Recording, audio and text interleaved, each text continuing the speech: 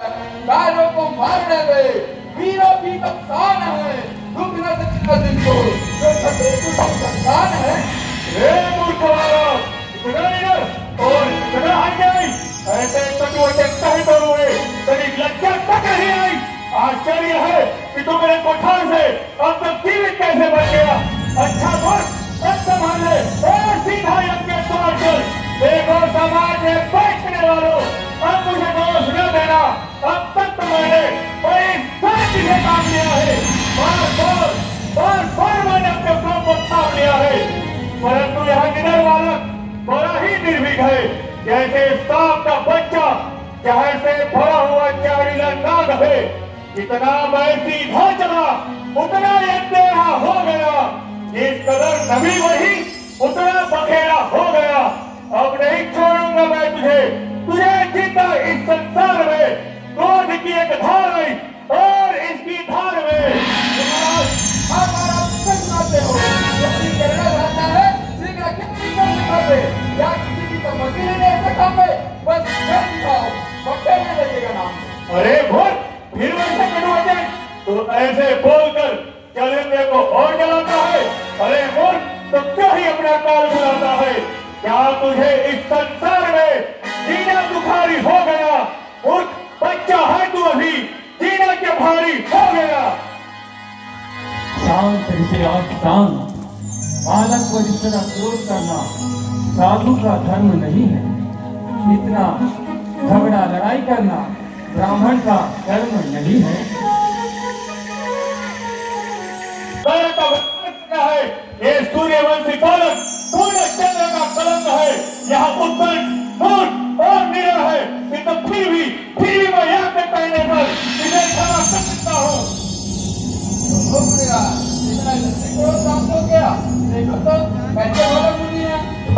नहीं रखेगा इसी की तरफ चलने वाला इस जुबान को मन नहीं रखेगा।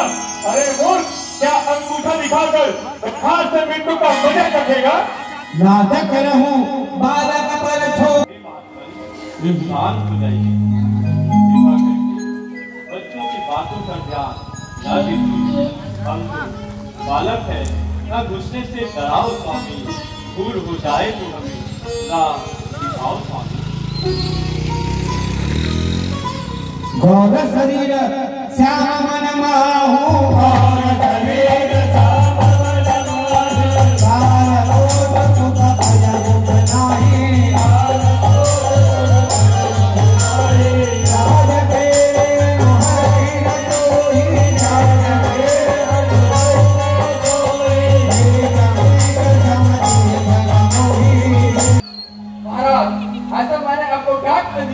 आप फिर क्रोधित होने लगे।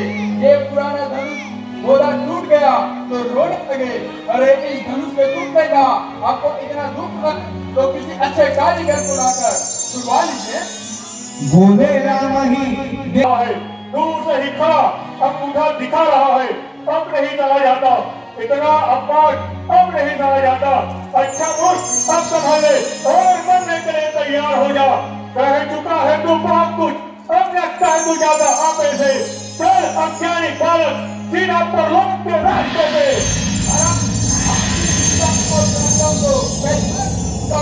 कोई दूसरा काम नहीं हो तो सुनाइए, या तो कुछ कीजिए या काम दबा कर भाग जाइए। आप भागे क्या कर रहे हैं? भूल चल रहे हैं। देखो जनक अति बालक हुए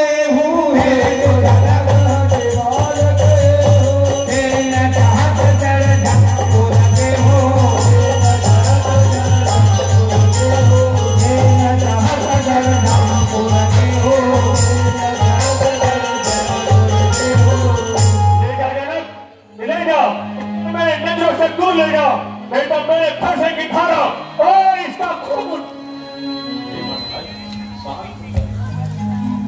यह बालक है, इसे बच्चा समझ के नहीं मांगो। बस सुन लिया, यहाँ जो कुछ कह रहा है सब मेरे ही संकेत से कह रहा है। तुम दोनों ने एक प्रकार की मेरी मदद कर रही है। जितना यहाँ क्रूर है उतना ही तू अन्यायी है। वही तुम्हारी है जब बार बार मुझे पूरी कह कहकर कर बुला रहा है। मेरा प्रभाव तुझे मालूम नहीं है, इसलिए तू ब्राह्मण के धोखे में मेरा निरादर करके बोल रहा है। धनुष तोड़ डाला, किसी से मेरा खबर पड़ गया है, ऐसा अहंकार है मानो संसार की कर खड़ा है। राम कहा मुनि कहूँ बिचारी राम। बहुत बड़ा है और मेरी भूल बहुत छोटी है। धनुष पुराना था तो हाथ लगाते ही टूट गया। ये बिगड़ा, यदि हम सचमुच में मुनि कहकर आपका निकाला करते हैं तो सत्य सुनिए, संसार में ऐसा कौन सा योद्धा है जिससे डर के हमने मस्तक गवाए। देवता, दैत्य, राजा या कितना भी बड़ा योद्धा क्यों न हो, यदि वो युद्ध में ललकारे तो हम उसकी चुनौती स्वीकार करते हैं, चाहे काल ही क्यों न हो। या मैं अपने कुल की प्रशंसा के लिए नहीं कह रहा। अरे रघुवंशी रण में काल से भी नहीं डरते। अपनी शक्ति पर इतना अभिमान तो ले, इस धनुष पर बाण चढ़ाकर दिखा। राम रमापति कर धने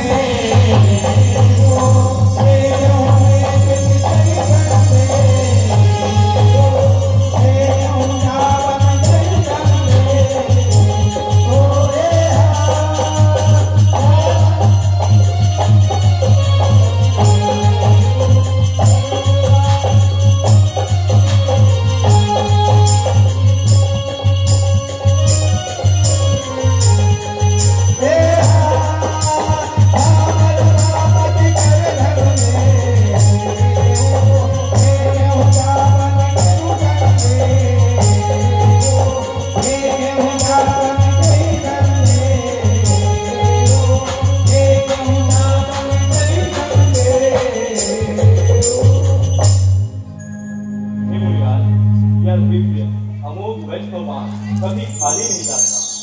इसे मैं आप पर भी नहीं सोच सकता, क्योंकि आप ब्राह्मण हैं और दूसरे मेरे गुरु विश्वामित्र जी के पौत्र हैं। हे भृगुनाथ, यह बाण से मैं किसे नष्ट करूं? आपके सर्वत्र आने जाने की मन की शक्ति को या आपके समस्त पूर्ण धर्मों को?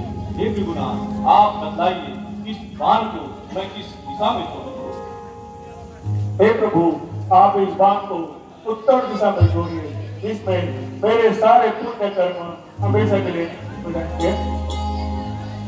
जाना राम प्रभाव तब उलगत बोल